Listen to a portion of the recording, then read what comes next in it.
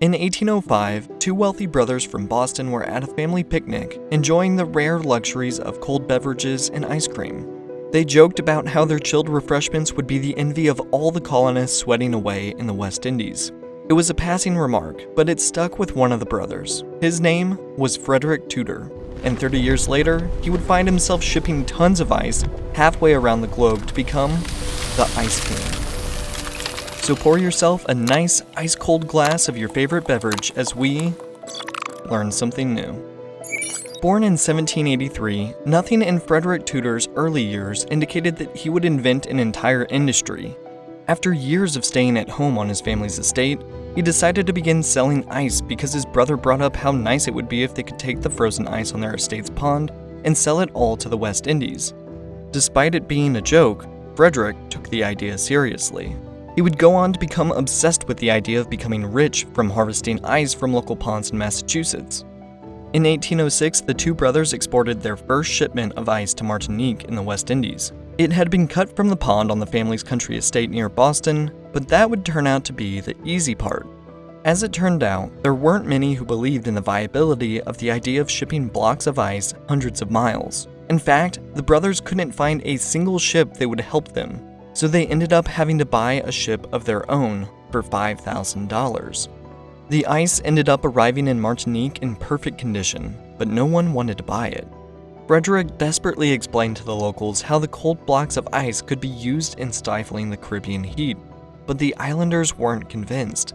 This lackluster response led to his brother William pulling out of their partnership, leaving Frederic to try and realize their dream on his own. Remarkably, the following winter, he drummed up enough money to send another shipment of ice to the Indies. But a trade embargo meant that the Caribbean was off limits for the next 2 years. At the same time, their family wealth was beginning to dwindle after some poor real estate investments in South Boston.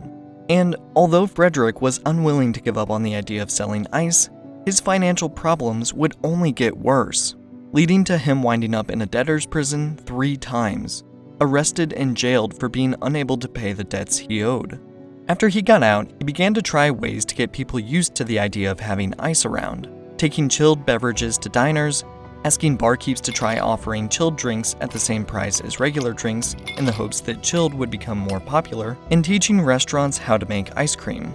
He even went as far as to convince doctors and hospitals that there was no better cure for fevers than some of his very own ice.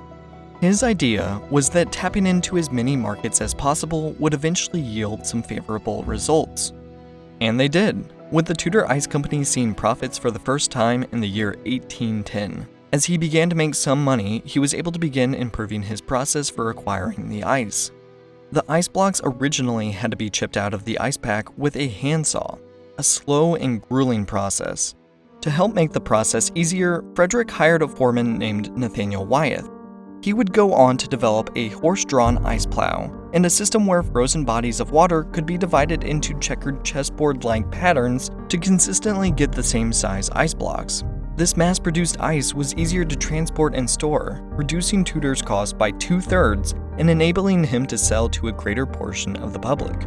But harvesting was still a very difficult job. The harvest was in January and would last for several weeks. Employees included part-timers, such as farmers and carpenters, and really anyone who did not have a full-time job during the winter.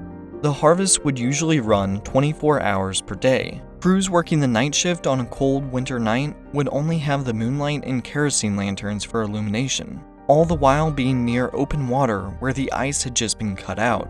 After being cut and removed, the blocks were floated to the nearest shoreline, where they were stored in ice houses, buildings insulated with either sawdust or straw.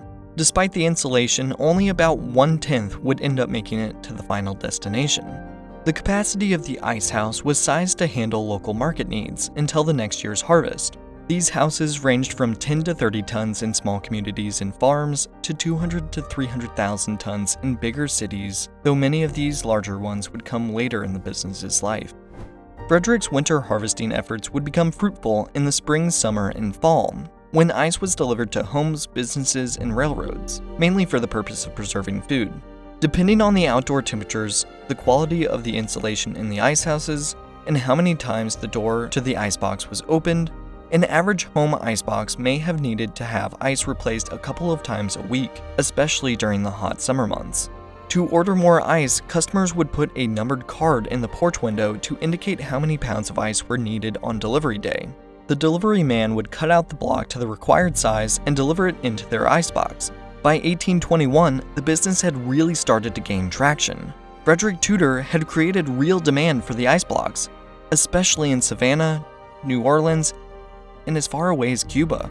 Tudor asserted his long fermenting monopoly and became known as the Ice King, solidifying this reputation in 1833, when he shipped 180 tons of ice 14,000 miles across the world to British colonists in Calcutta, raking in an estimated $220,000 in profits that year from the lucrative marketplace he had developed.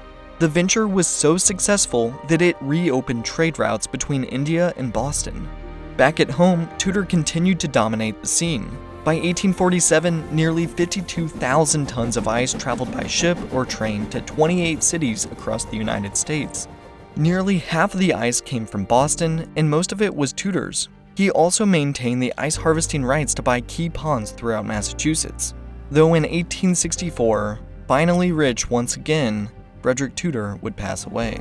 By that time, everyone with access to a frozen body of water was getting in on the action. Ice boom towns sprouted along the Kennebec River in Maine, where farmers found year-round employment. The 1860s would become the peak competitive period for American ice harvesting, and Tudor's company prospered. Even during the Civil War, when the South was cut off from ice supplies in the North, the ice industry continued to grow in New England and in the Midwest. By the late 1880s, ice was the second largest export in the United States, right behind cotton.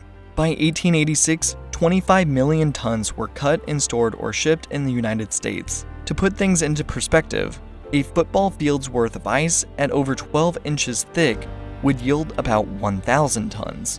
However, by this time, technology allowed for mechanical refrigeration equipment to make ice in warm climates. In the late 1930s, President Franklin D. Roosevelt signed an executive order to create the Rural Electrification Administration, which brought electricity to rural Minnesota, and of course, the option for mechanical refrigeration. By 1950, 90% of American city homes had mechanical refrigerators, along with 80% of rural households. Ice demand would only decline further through World War II, and by the mid-1950s, the ice business was almost completely gone. It had survived and thrived for well over 100 years due to many innovations in the tools and technology used, but it could not compete with electricity and could not support the rapidly growing demand for cold. But in an ever-increasingly complicated world, it's amazing to look back at how a business as simple as cutting blocks out of a cold lake and taking them to a hot community was able to take the world by storm. Thank you for watching Learn Something New. If you like this video, please consider liking and subscribing. Thanks again, and I will see you in the next one.